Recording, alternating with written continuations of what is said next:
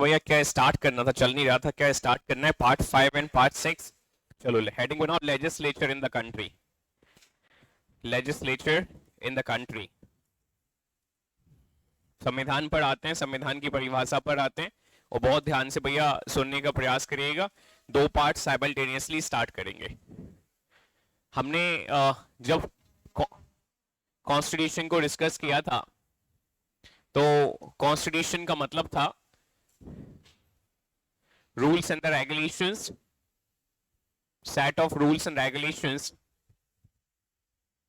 set of rules and regulations, आ जाइए भैया, set of rules and regulations which decides the, बेटा बिल्कुल start कर रहे हैं, फ्रेश स्टार्ट हो रहा है, प्लीज मेक श्योर जो बहुत रेगुलर है कोशिश करो भैया कि आपकी इरेगुलरिटी थोड़ी सी कम हो पाए। which decides the functions of organs of government, organs of government। जब संविधान की बिल्कुल शुरुआत की थी, तो संविधान की शुरुआत में सबसे पहला सेशन यही था कि संविधान एग्जैक्टली है क्या, व्हाट इज कॉन्स्टिट्यूशन। तो हमने कहा कि सर एक किताब है जिसमें कुछ रूल्स एंड रेगुलेशंस लिखे हुए हैं। अलग बैठ जाओ, इतनी सारी जगह तो पड़ी है,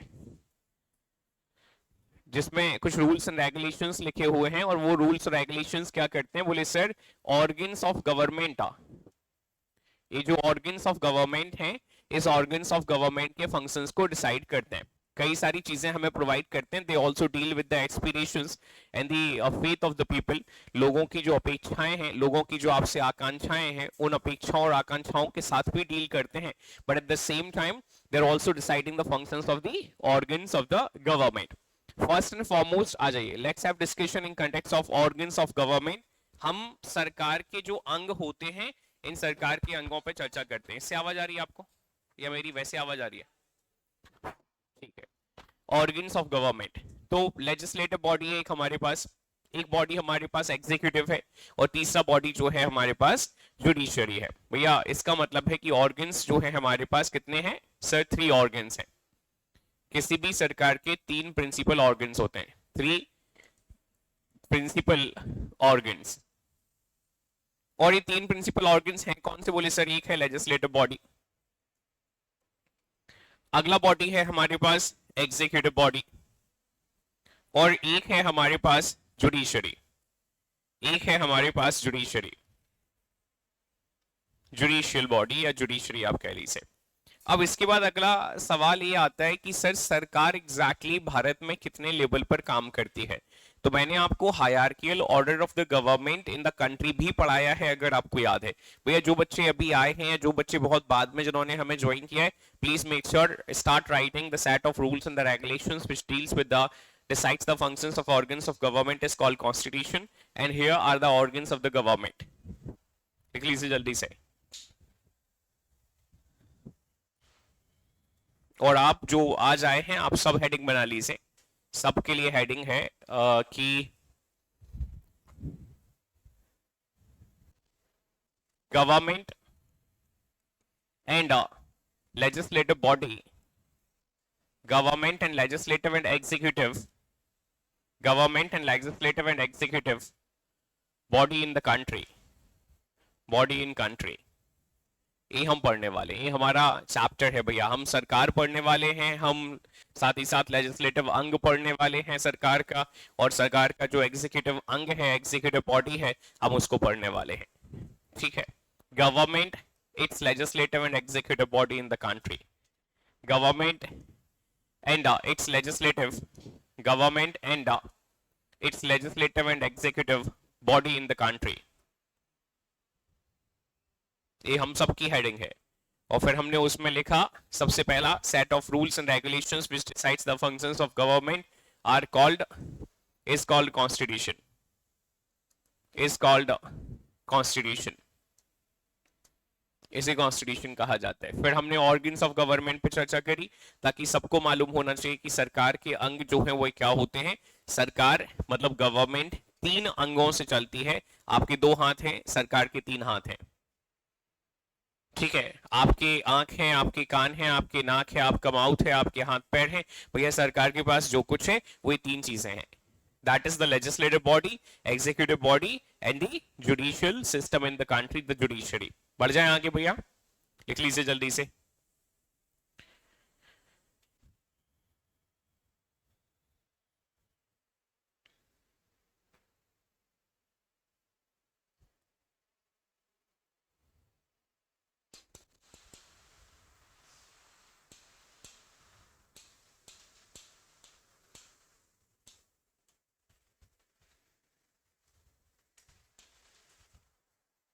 बढ़े आगे. हाँ पूछे.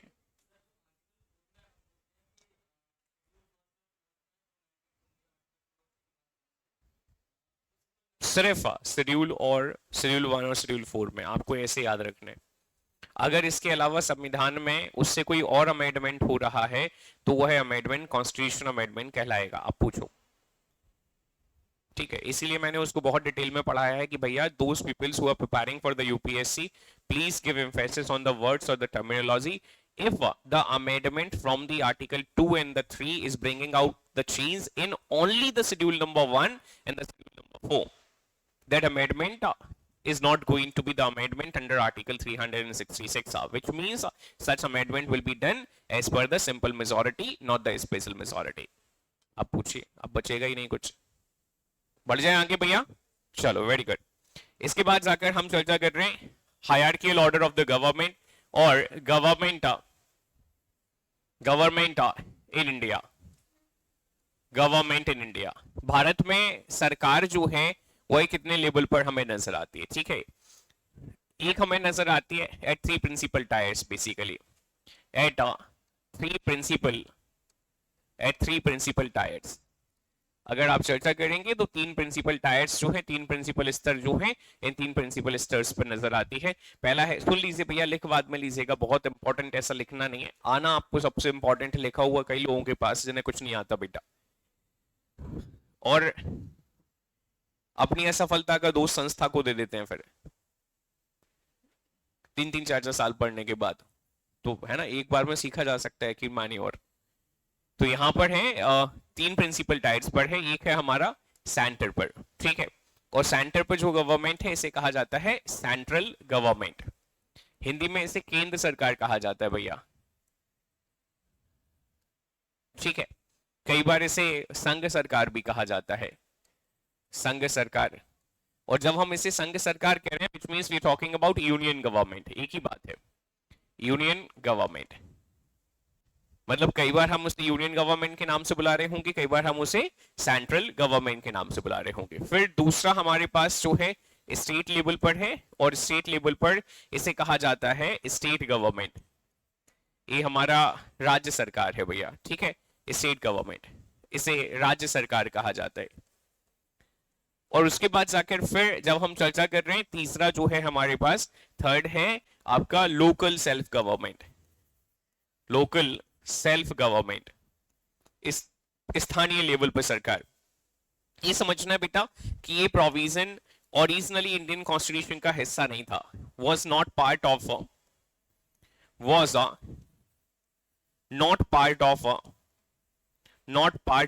Original constitution. ये ओरिजिनल कॉन्स्टिट्यूशन का हिस्सा नहीं था, इसे बाद में भारतीय संविधान में जोड़ा गया.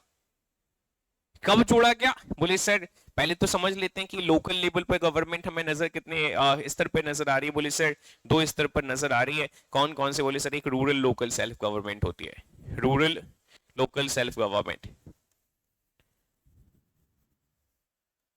ठीक है, और ये हमें 3 प्रिंसिपल लेवल पर नजर आती है. एक है भैया विलेज पंचायत, एक है विलेज पंचायत हमारा, दूसरा है भैया हमारा जनपद पंचायत, जनपद पंचायत, और तीसरा है हमारा जिला पंचायत, जिला पंचायत. आप इसे विलेज पंचायत, जनपद पंचायत, डिस्ट्रिक्ट पंचायत के नाम से भी रेफर कर सकते हैं. इसको जोड़ा कब गया? तो बोले सर क्योंकि हम कह रहे हैं कि not originally in the constitution, which means कहीं ना कहीं जोड़ा गया है. किसके माध्यम से जोड़ा गया? बोले sir 73rd constitutional amendment act 1992 के माध्यम से इस पार्ट को जोड़ा गया. 73वें संवैधानिक संशोधन अधिनियम 1992 से जोड़ा। और जब हम संविधान को लागू करने की बात करते हैं, ओरिजिनल कॉन्स्टिट्यूशन की बात करते हैं, तो इसका मतलब है कि हम 26 नवंबर 1949 की बात कर रहे हैं, या फिर हम 26 जनवरी, आप जैसा कहना चाहें उस तरीके से कह सकते हैं, इसकी बात कर रहे हैं भैया। ठीक है, लेकिन संविधान में नहीं था। हमने इसे, जो आज हमारे यहाँ पंचायत व्यवस्था होती है, गांव में ग्राम पंचायत होता है, जो हमारे यहाँ भैया जनपद पंचायत होता है, जो जिला पंचायत होता है, वो हिस्सा नहीं था। वो 92 में जोड़ा गया, 1992 में जोड़ा गया, 42 साल के बाद जोड़ा गया भैया। और जब हम पढ़ेंगे part number 9 of Indian constitution, definitely we would be having discussion over the same as well, कि इतना समय को लग गया, क्यों देर लगी यहां तक पहुंचने में भैया। उसके बाद जाकर दूसरे प्रोविजंस हमें जो नजर आते हैं, वो प्रोविजंस नजर आते हैं हमें किसके, बोले sir urban local self government के, अर्बन लोकल सेल्फ गवर्नमेंट के। और अर्बन लोकल सेल्फ गवर्नमेंट भी हमें 3 टाइप्स पर नजर आती है। एक है हमारा म्युनिसिपल काउंसिल, एक है हमारा म्युनिसिपल काउंसिल, दूसरा है हमारा म्युनिसिपैलिटी, और तीसरा है हमारा म्युनिसिपल कॉर्पोरेशन, म्युनिसिपल कॉर्पोरेशन। ये है भैया। और इसको कब जोड़ा गया, बोले सर इसको जोड़ा गया 74th कॉन्स्टिट्यूशन अमेंडमेंट एक्ट 1992 से, 74th CAA 1992 से। ये सरकार है, और हर सरकार का एक प्रिंस भैया, ये 3 प्रिंसिपल ऑर्गन है। सबसे पहले समझिए, सरकार है, सेंट्रल गवर्नमेंट है, स्टेट गवर्नमेंट है, लोकल सेल्फ गवर्नमेंट है। और फिर उसके बाद जाकर इनके तीनों, सारी सरकारों के, कोई भी सरकार हो भैया, उसका लेजिस्लेटिव अंग भी है, उसका एग्जीक्यूटिव अंग भी है, और उसमें जुडिशियल सिस्टम भी होगा, वहां जुडिशरी भी होगा। और इन सब के फंक्शंस को निर्धारित करने वाले दस्तावेज को कहा जाता है कॉन्स्टिट्यूशन। ये सवाल आपके यूपीएससी ने 2024 में पूछा था भैया, कि what exactly the role of the constitution for a country is, and this was the answer. Set of rules and regulations which decides the functions of the organs of the government. Exactly, this was the answer in the UPSC 2024. यही सवाल पूछा था। और अगर समझ होगी तो बेहद आसान सी बात कर रहे हैं, नहीं कई बच्चे इसको भी गलत लगा देते हैं भैया, एंड बाद में बोले सर कंफ्यूज्ड। भैया कोई कंफ्यूज्ड नहीं, इसमें क्या ही कंफ्यूजन होगी। सरकार के 3 अंग, सरकार भारत में कितने लेवल पे, बोले 3 लेवल पर। कौन कौन से लेवल पर, सेंट्रल लेवल पर, स्टेट लेवल पर, लोकल सेल्फ गवर्नमेंट लेवल पर। अब हम मारे कि इनका कॉन्स्टिट्यूशनल प्रोविजंस जो है, संवैधानिक प्रावधान जो है, वह कहां दिए गए हैं। चलो भैया, सेंट्रल गवर्नमेंट की जब बात करते हैं, हम पार्ट नंबर 5 की बात करेंगे, पार्ट नंबर 5। और पार्ट नंबर 5 में आर्टिकल्स दिए गए हैं, आर्टिकल 52 से लेकर 151 तक, माफ कीजिए 151 तक। इसका मतलब है कि हम चर्चा कर रहे हैं कि सर सेंट्रल गवर्नमेंट का लेजिस्लेटिव ऑर्गन, सेंट्रल गवर्नमेंट का एग्जीक्यूटिव ऑर्गन, सेंट्रल गवर्नमेंट का जुडिशियल सिस्टम, इनके प्रोविजंस कहां से कहां तक दिए गए हैं, कहां से कहां दिए गए भैया, 52 से लेकर 151 तक दिए गए। लाइकवाइज स्टेट गवर्नमेंट के तीनों ऑर्गन्स कौन कौन से, बोले sir legislative, executive and the judicial, ये कहां दिए गए हैं, बोले सर ये दिए गए हैं 152 से लेकर 237 में। और पार्ट कौन सा है, बोले सर पार्ट नंबर 6 में दिए गए। एक है देख के टिप लेना, और एक है कि हाँ सर हमने समझ लिया आपने क्या पढ़ाया। अब हम थोड़ा सा प्रयास करते हैं अपने आप से लिखने का, कि आपने हमें 3 चीजें पढ़ाई। आपने हमें बताया व्हाट इज कॉन्स्टिट्यूशन, फिर आपने कॉन्स्टिट्यूशन जब समझाया तो आपने एक शब्द का इस्तेमाल किया ऑर्गन्स ऑफ गवर्नमेंट, फिर आपने ऑर्गन्स ऑफ गवर्नमेंट को एक्सप्लेन किया, फिर उसमें एक शब्द आया गवर्नमेंट, तो हमने गवर्नमेंट को एक्सप्लेन किया। फिर हम पढ़ रहे हैं कॉन्स्टिट्यूशन, तो हमने कॉन्स्टिट्यूशनल प्रोविजंस को वहीं पर मेंशन कर दिया। तो या तो बोर्ड से छाप लो बिना मतलब देख के टिप लिया, या फिर हम अपने आप से थोड़ा सा कि हमने जो पढ़ा है उसे समझ लिया, हमें समझ आया, हमने उसे याद करने का प्रयास किया, और हाँ थोड़ी बहुत मदद के तौर पे हमने बोर्ड पे देख लिया। आपके पास अलग अलग अप्रोच है, आप जिस अप्रोच से बढ़ना चाहते हैं उस अप्रोच से आप बढ़ सकते हैं, लेकिन जिस अप्रोच का चुनाव करेंगे रिजल्ट उस तरीके का होगा। If you are going to make your life easy, कि यार हमारे पास तो किताब में लिखा हुआ है, हमें जरूरत ही क्या है, भूल जाओ सिलेक्शन, सर हमारे पास पहले से लिखा हुआ है, हमें जरूरत ही क्या है, भूल जाओ सिलेक्शन। सर आप लिख रहे हो तब तक ही लिख लेते हैं बोर्ड पे, से समय बच जाएगा, किसका मुझे नहीं पता, किसका बचाना चाहते हो समय।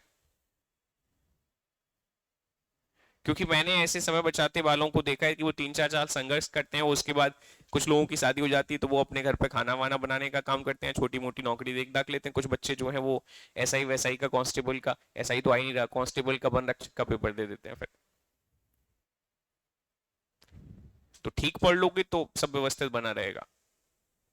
और ठीक पढ़ने के लिए याद होना चाहिए, नथिंग एल्स, कुछ कठिन नहीं है। क्योंकि अगर आपने ये समझ लिया कि भैया सेंट्रल गवर्नमेंट का जो ऑर्गन्स हैं, पार्लियामेंट जो है यही लेजिस्लेटिव ऑर्गन है, यही एग्जीक्यूटिव ऑर्गन है, और पार्लियामेंट के प्रोविजंस आपके 52 से 151 में आ रहे हैं, तो आप 51 52 से पहले का आर्टिकल नहीं लगाओगे और आप 151 के बाद का आर्टिकल नहीं लगाओगे। क्यों? क्योंकि आपने क्या समझ लिया, आपने समझ लिया कि सेंट्रल गवर्नमेंट का लेजिस्लेटिव ऑर्गन, एग्जीक्यूटिव ऑर्गन और सेंट्रल जुडिशरी जो है 52 से 151 में। ऐसे स्टेट का लेजिस्लेटिव ऑर्गन, स्टेट का एग्जीक्यूटिव ऑर्गन, स्टेट की जुडिशरी 152 से 237 में, इसके बियॉन्ड जाने ही नहीं है भैया। आपके आधे ऑप्शंस वैसे ही खत्म होते चले जाएंगे अगर ऑप्शंस में इसके बियॉन्ड का कुछ ऑप्शन है तो। आपने डे वन से तैयारी कर ली उसके लिए, एक सही दिशा और दिशा के साथ आप आगे बढ़े भैया। उसके बाद जाकर फिर जब हम इसकी चर्चा कर रहे हैं, किसकी वजह से, local self government, rural local self government, 73rd constitution amendment act 1992, इसने क्या जोड़ा? बोले सर इसने जो है पार्ट 9 जोड़ा। और पार्ट 9 में जो है इसके प्रोविजंस रखे, किस आर्टिकल में रखे? बोले सर ये आर्टिकल है हमारे 243, 243 से लेकर 243 ओ तक। मतलब ये है 243, 243 ए, 243 बी, 243 सी, 243 डी, 243 एफ, 243 जी, 243 एच, आई, जे, के, एल, एम, एन, ओ। टोटल 16 आर्टिकल पार्ट 9 जो डील करते हैं पंचायत के साथ। ऐसे ही 18 आर्टिकल हैं जो किसके साथ डील कर रहे हैं? बोले सर हमारे अर्बन लोकल सेल्फ गवर्नमेंट के साथ। कहां पर प्रोविजन है? बोले सर पार्ट 9 ए में। और कहां पर? बोले सर 243 सर पी से लेकर 243 जेड, 243 जेड जी तक भैया। इसका मतलब है कि आपसे कहा जा रहा है 243 Z A, Z B, Z C, Z D, Z E, Z F, Z G, यहां तक है भैया। ये सरकार है हमारे पास। समझ आ गया? तो अब उम्मीद करता हूं कि आप बिना देखे लिखने का प्रयास करेंगे, और जो नहीं लिख पाए वो छाप लेना, कोई बात ही नहीं है भैया।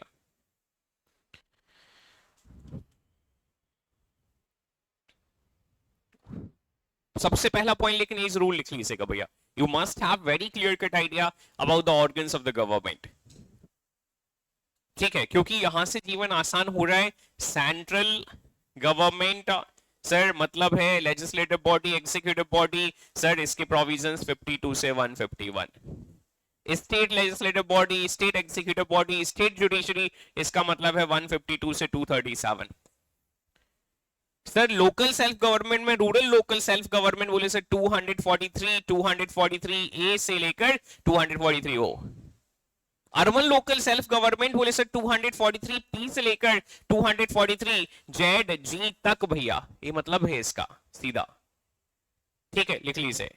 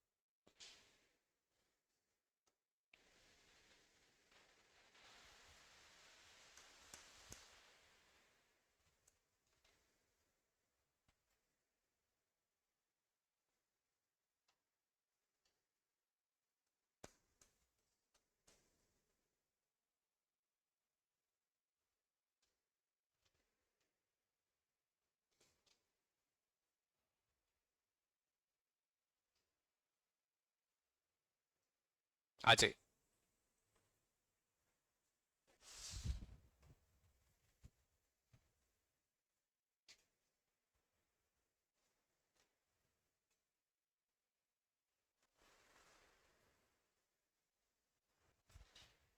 अच्छा इधर से आ जाए, इनके साथ बैठ जाए, कंचन के साथ, या उधर उस वाली बेंच पे बैठ जाए।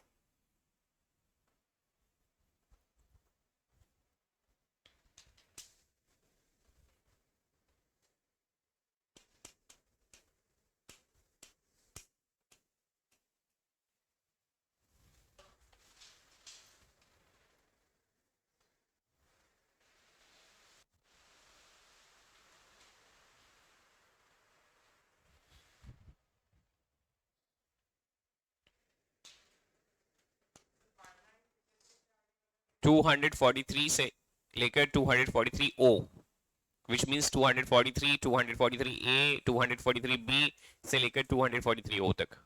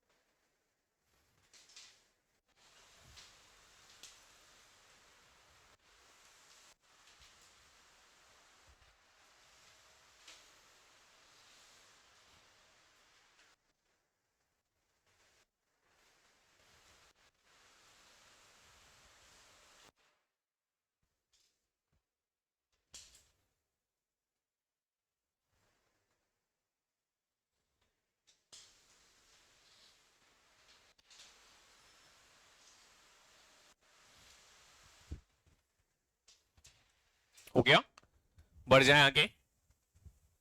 प्रियांशु हो गया।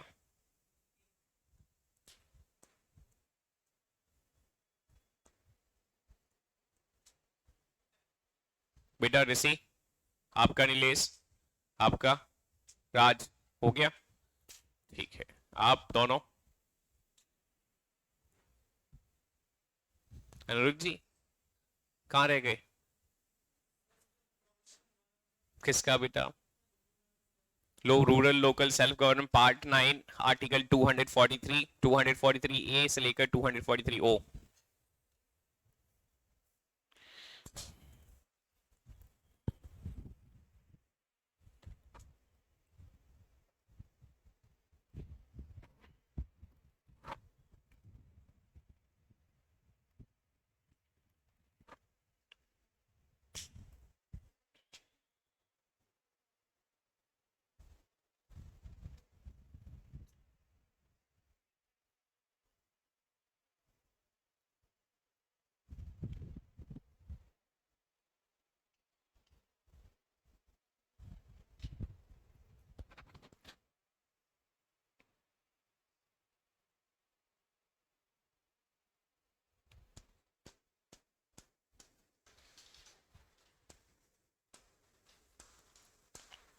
क्या दिक्कत आ रही है हरवंश?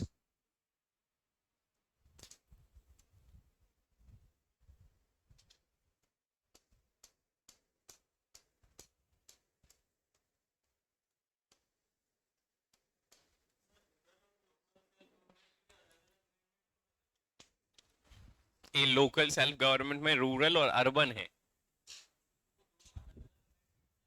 एक अमेंडमेंट से सिर्फ पार्ट 9 को जोड़ा गया, एक अमेंडमेंट से पार्ट 9 ए को जोड़ा गया भैया। देखो दोनों के अलग अलग लिखे हुए।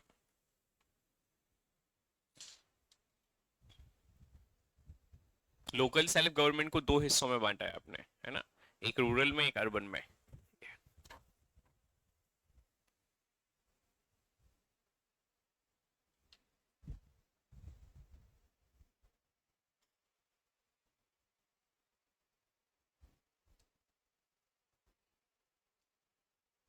बढ़ जाए आगे बेटा। शुभांजलि जी बढ़ जाएं, हो गया इधर सबका, चलो वंस लिख लो, कोई बात नहीं, लिख लो बेटा।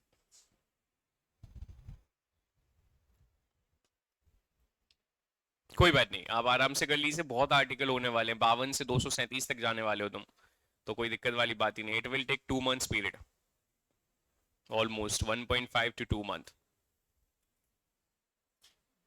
Part 5 in the part 6। 52 से 151 99 आर्टिकल होते हैं भैया, almost you would be covering the more than 175 articles, so it will definitely take 1.5 or 2 months। 1.5 का मतलब होता है 40 क्लास है, और 2 months का मतलब होता है 50 क्लास है, मुश्किल से 45-50 क्लास है। ठीक है, चलो आगे बढ़ जाएं भैया, चलो heading to the next one. और अभी बहुत ध्यान से देखने का प्रयास करिएगा, part number 5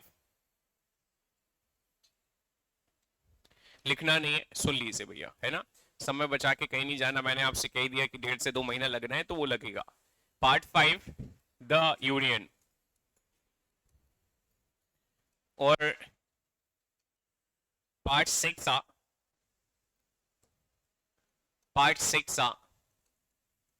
the state, part 6 the state.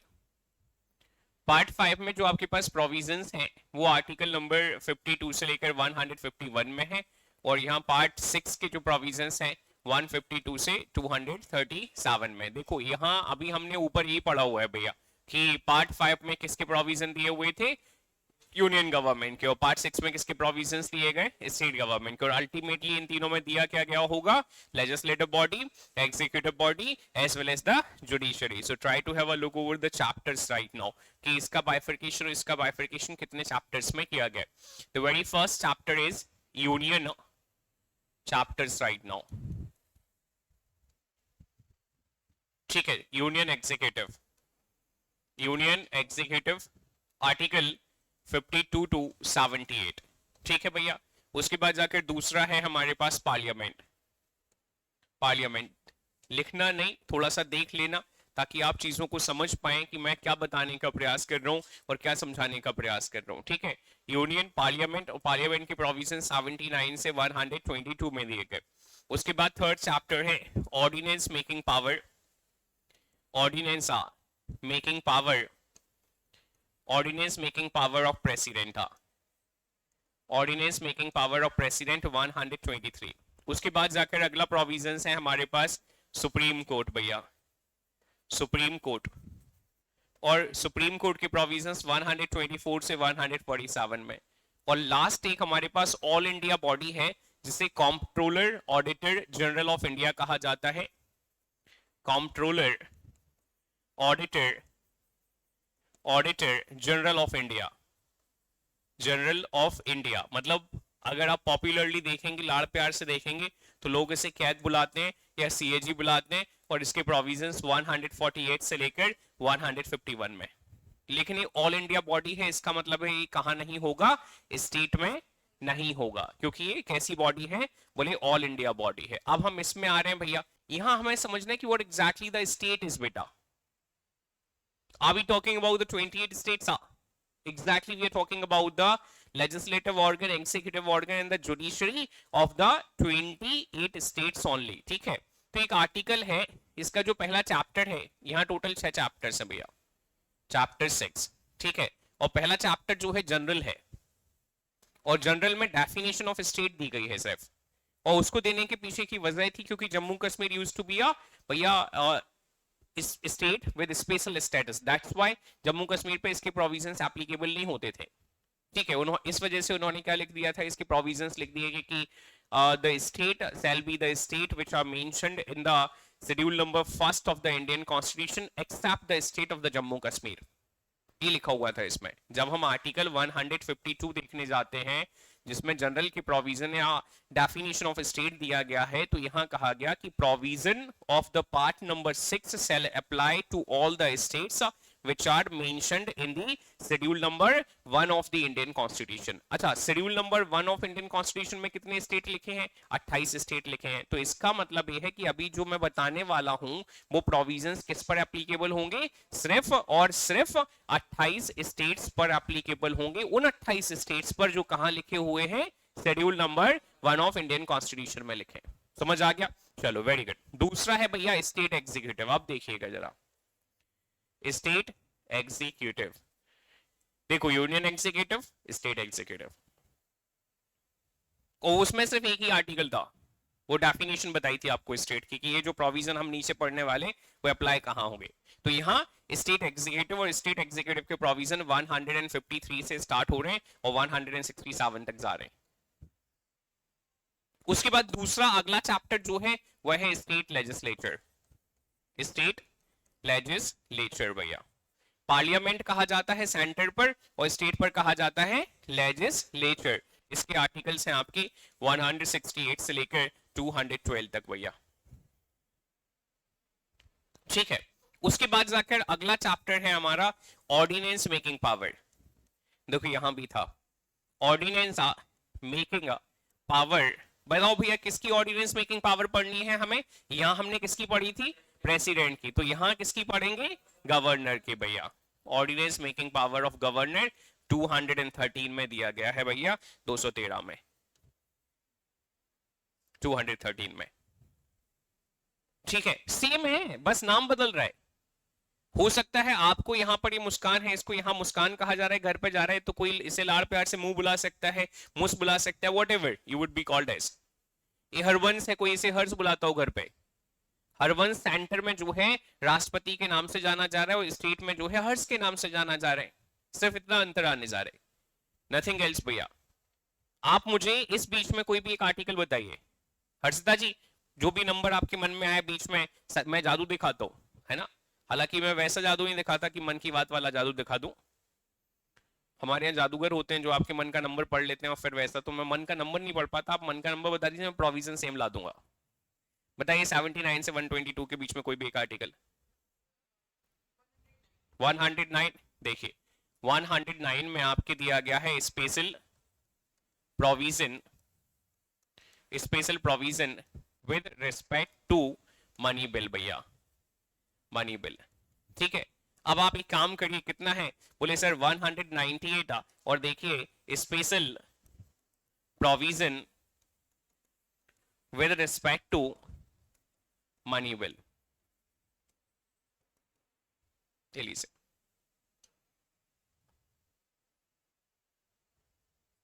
बस शब्द क्या बदलेंगे। यहां मनी बिल कौन से वाले का था भैया? यूनियन वाले का। यहां मनी बिल कौन से वाले का होगा? सिर्फ इतना समझना है आपको। वंस आपके मन में इस बीच में जो आर्टिकल आए 100, वंस ने कहा sir 100 voting in the houses, voting in the houses. भैया चल रहे हैं हम आपके 189 पर, voting in the houses, voting in houses.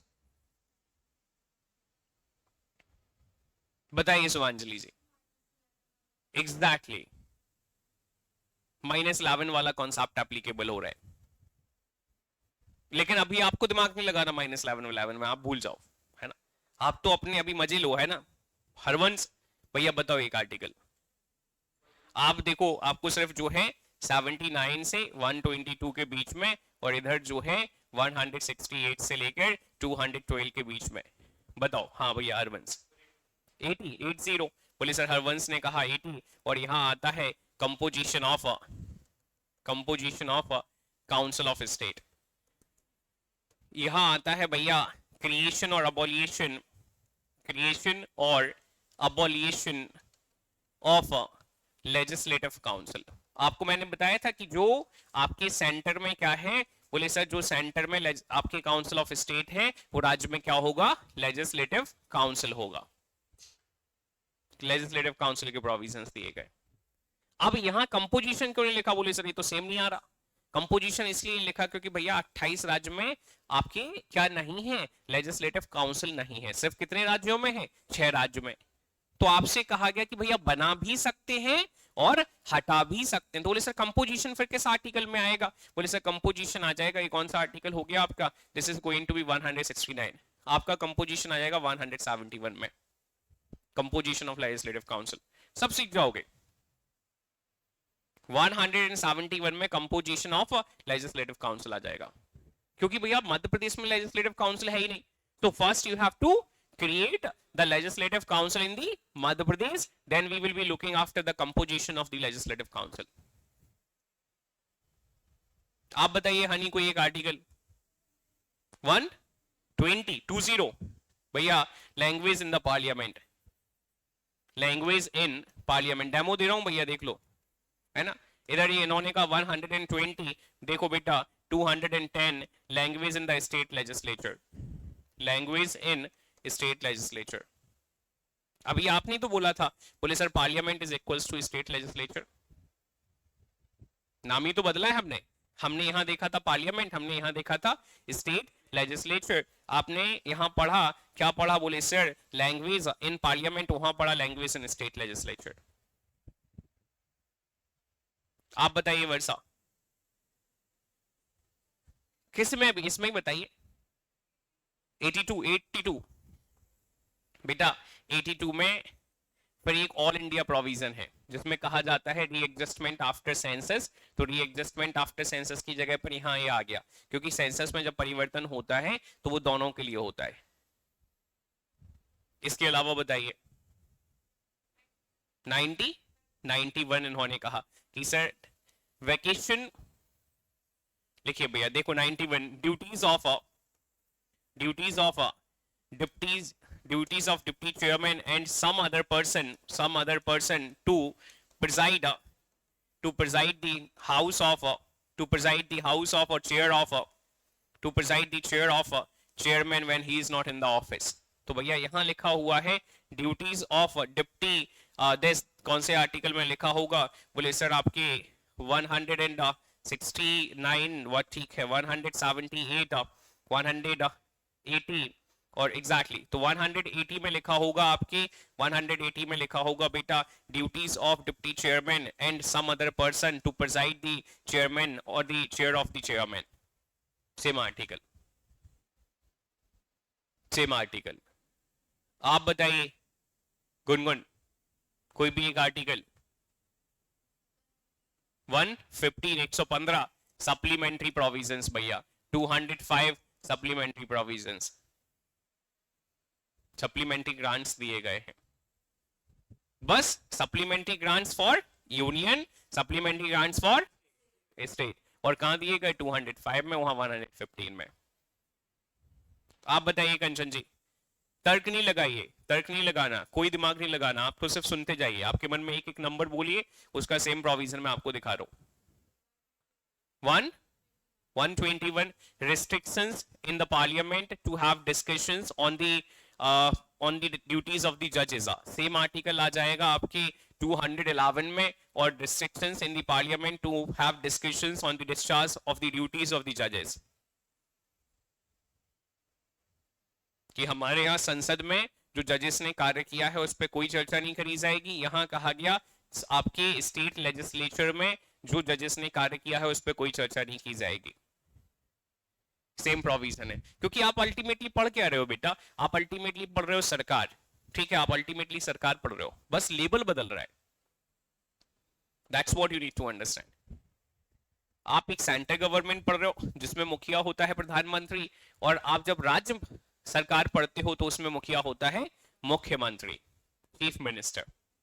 Centre पर प्राइम मिनिस्टर, गवर्नमेंट का जो हेड होता है, सेंट्रल गवर्नमेंट का जो हेड होता है, अगर आप यहाँ हेड देखेंगे तो यहाँ हेड प्राइम मिनिस्टर हो जाता है भैया, और यहाँ हेड देखेंगे तो यहाँ हेड जो है चीफ मिनिस्टर हो जाता है। इसका मतलब है जिसे हम सेंटर में प्राइम मिनिस्टर बुलाते हैं उसी को राज्य में क्या बुलाते हैं? चीफ मिनिस्टर बुलाते हैं। That's what you need to understand। पहले दिन से सीख लोगे तो ज्यादा आसान होगा, ठीक है। हाउस ऑफ पीपल जिसे हम लोकसभा कह रहे हैं उसे हम राज्य में विधानसभा कहते हैं।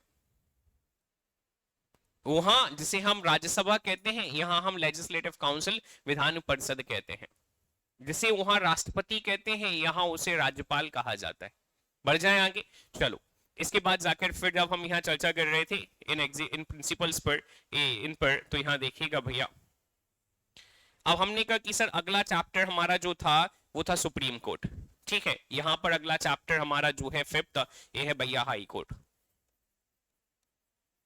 214 से 232। लेकिन हाई कोर्ट्स के अलावा भी कुछ और कोर्ट्स होते हैं हमारे पास, इसलिए वो यहां पर दिए गए सबऑर्डिनेट कोर्ट्स, सबऑर्डिनेट कोर्ट्स, और इनके प्रोविजंस दिए गए 233 से 237। क्योंकि मैंने आपसे कहा कि ये वाली बॉडी जो है ऑल इंडिया बॉडी है, ये दोनों के लिए काम करेगी, स्टेट के लिए भी काम करेगी और सेंटर के लिए भी काम करेगी। लेकिन आप प्रोविजंस देखो भैया, हम state executive, union executive, state legislature, parliament, ordinance making power, supreme court, बोले sir high court, that's it.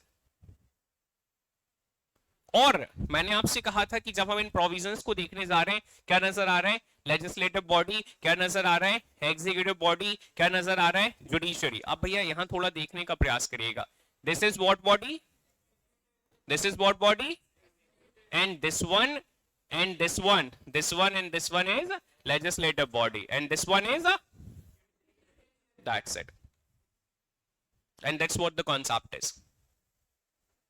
यही तो मैं कह रहा हूं आपसे कि भैया आप जो है क्या पढ़ रहे हो? बोले सरकार, सरकार में क्या पढ़ रहे हो? बोले सर इन तीनों के बारे में।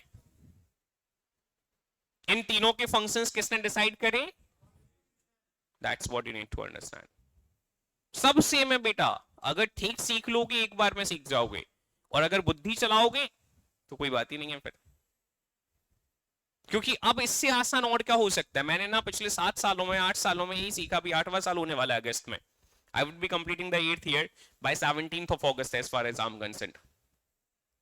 ठीक है, 17 अगस्त में मुझे पूरे 8 साल हो जाएंगे, and I would be in the 9th year progression, would be pursuing the 9th year.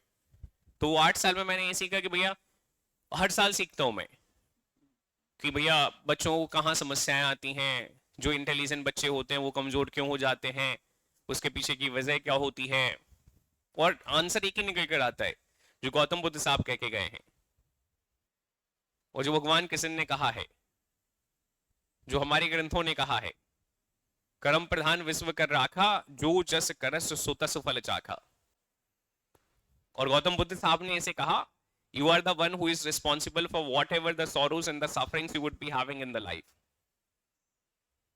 Gautam Buddha साहब ने कहा आपको जो कुछ मिलेगा वो आपकी वजह से मिलेगा। जीवन में दुख मिल रहा है तो आपकी वजह से मिल रहा है, सुख मिल रहा है तो आपकी वजह से मिल रहा है। लेकिन भैया कुछ लोगों का जीवन यहाँ एग्जिस्टेंस है धरती पर, जो आपके दुखों को कम करने का हमेशा सदाबहार प्रयास करते हैं। ठीक है, तो वो 7-8 साल में मैंने समझा रही थोड़ा सा दुख कम किया जा सकता है, ऐसे कर लो भैया, क्योंकि तुम छुट्टियां मानना तो बंद करोगे नहीं। आज आए हो कल फिर नहीं आओगे, फिर परसों आओगे, फिर नरसों फिर नहीं आओगे, फिर कहोगे सर समझ नहीं आ रहा सर। अब ये अगर सब्जेक्ट समझ नहीं आता ना किसी को, तो फिर किसी को कुछ नहीं आ सकता जीवन में। This is the most easiest subject. और मैं ये नहीं कहूंगा कि मैं नहीं सिखा सकता तो कोई नहीं सिखा सकता, लेकिन भावना ऐसी ही है। ठीक है, उंगली पकड़ के चलाने का प्रयास करने के बावजूद अगर आप नहीं सीख पाओ भैया, तो मुझे नहीं लगता कि कोई और ऐसे प्रयास कर रहा होगा, और कर रहा होगा तो भगवान उसको बहुत लंबी उम्र दे भैया। मुझे 2-3 हजार साल की, उसे 8-10 हजार साल की। ठीक है, कोई दिक्कत वाली बात नहीं।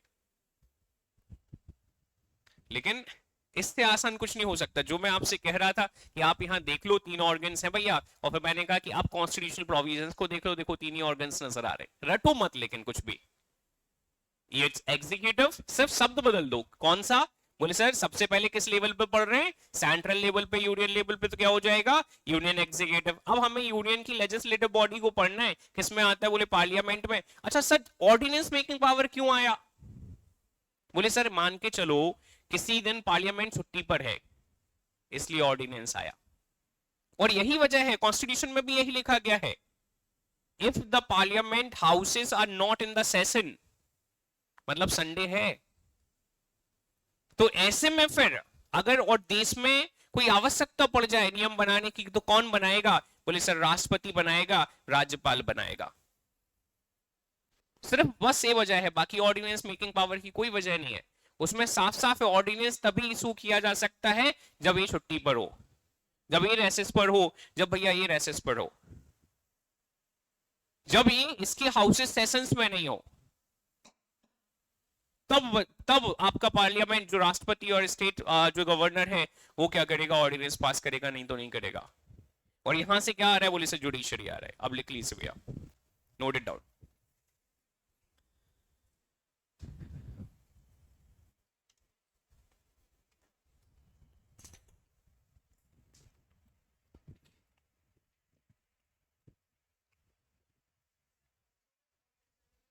He is quite responsible for maintaining the public fund of the people. Whatever the taxes you are paying to the government, whether they have been utilized for the very same purpose as they have been started in the documents or not, by the members of the parliament as well as the members of the state legislature. आपने, आपके पिताजी ने आपको जो पैसा दिया है, आपने उसको वैसे ही खर्च किया जैसा आपने बताया था। इसकी जांच करने के लिए एक व्यक्ति भारत में बैठा हुआ है जिसे कॉम्प्ट्रोलर ऑडिटर जनरल कहा जाता है। किसको?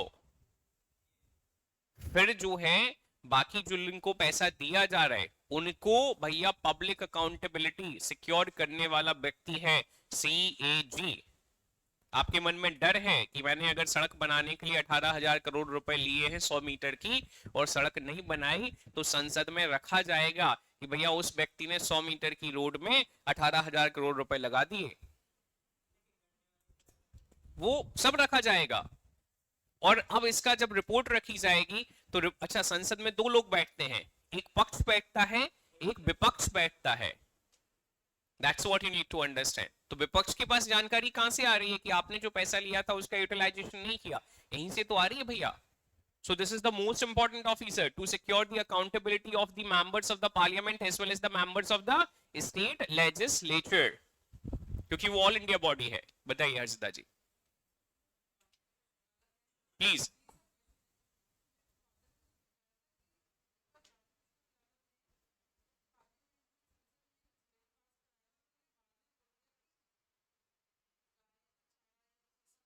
घोटाला किया हुआ है, चारा घोटाला, आगे बोलिए आप। तो बिल्कुल होती है जांच, और अभी भी जो लालू यादव हैं उनके ऊपर चारा घोटाले के केसेस कई बार चलते हैं, कई सारे बिल्स होते जाते हैं, यही पढ़ने वाले हैं आप इसमें।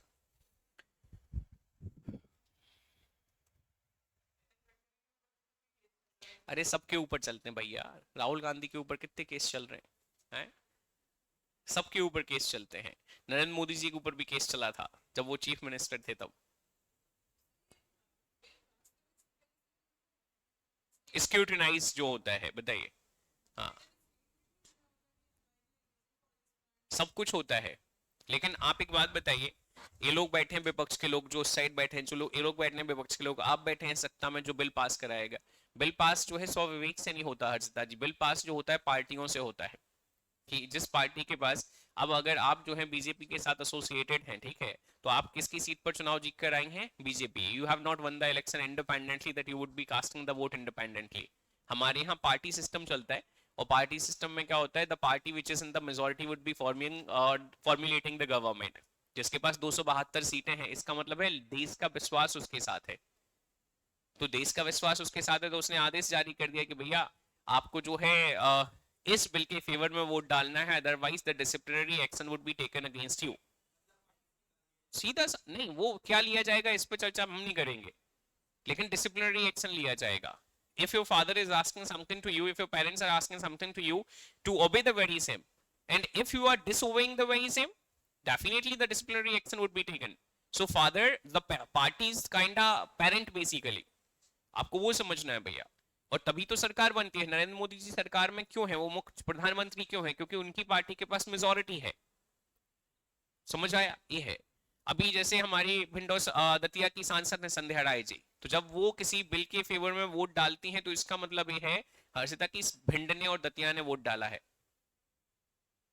भारत सिंह कुशवाहा अगर वोट डालते हैं तो भारत सिंह कुशवाहा ने अकेले वोट नहीं डाला, इसका मतलब है कि भारत सिंह कुशवाहा के बिहाफ पर भारत सिंह कुशवाहा के माध्यम से ग्वालियर ने और शिवपुरी ने वोट डाला है,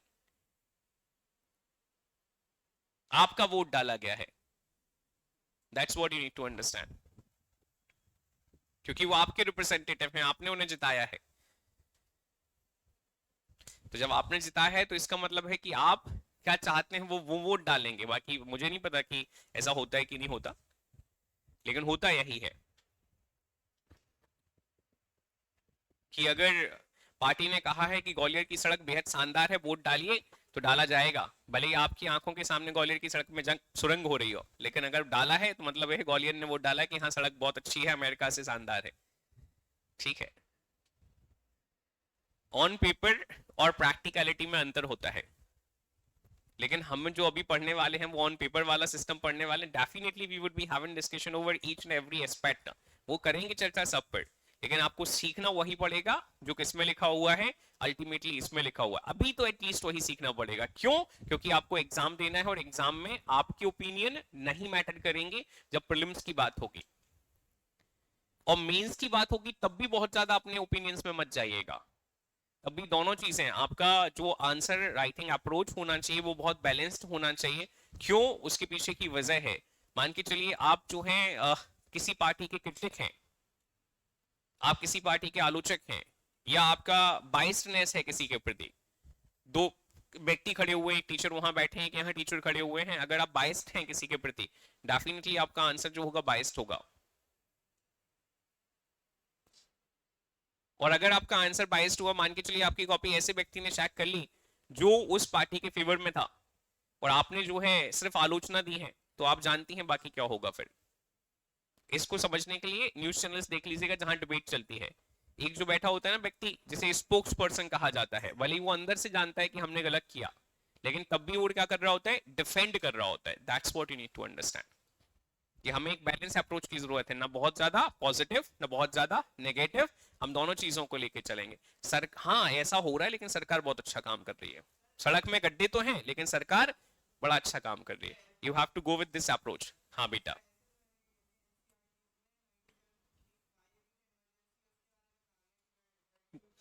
वो बिल्कुल है, वो सब मानते हैं उसको, जो सब मानते हैं। हाँ वो सब मानते हैं, क्योंकि वो गलत की गई थी भैया। उसे कांग्रेस ने भी एक्सेप्ट किया है कि वो गलत है, और उसे बीजेपी ने भी एक्सेप्ट किया, उसे भारत देश ने एक्सेप्ट किया कि वो पर्सनल इंटरेस्ट में लगी है। जब मैं पढ़ाऊंगा तो यही पढ़ाया जाएगा। मैं नीचे पढ़ा कर आया हूं, उन्हें भी यही पढ़ा है कि वो सेल्फ इंटरेस्ट में लगी हुई है। तो वो तो जो आपके पब्लिक ओपिनियन है वहां अप्लाई नहीं होगा। लेकिन फिर भी कांग्रेस की सरकार अगर हुई, तो आपको प्रयास ही करना है कि जब आप क्रिटिसाइज करो तो आप मर्यादाओं में रह के क्रिटिसाइज करो। सीधा सा सिस्टम है। आप किसी की बुराई कर रहे हो, वही है ना व्यक्ति बैठा हुआ है, तो आपको ध्यान रखना होगा कि बुराई की जो शब्द है वो कैसे होने चाहिए, मर्यादा में होने चाहिए। और वैसे भी आप सिविल सर्वेंट होने जा रहे हैं, मर्यादा होनी ही चाहिए। गाली गलौज थोड़ी लिखोगे। ठीक है, चलिए, thank you very much to everyone भैया। इसके आगे की चर्चा कल करेंगे और कल देखेंगे आगे की चीजों को। ठीक है, थैंक यू।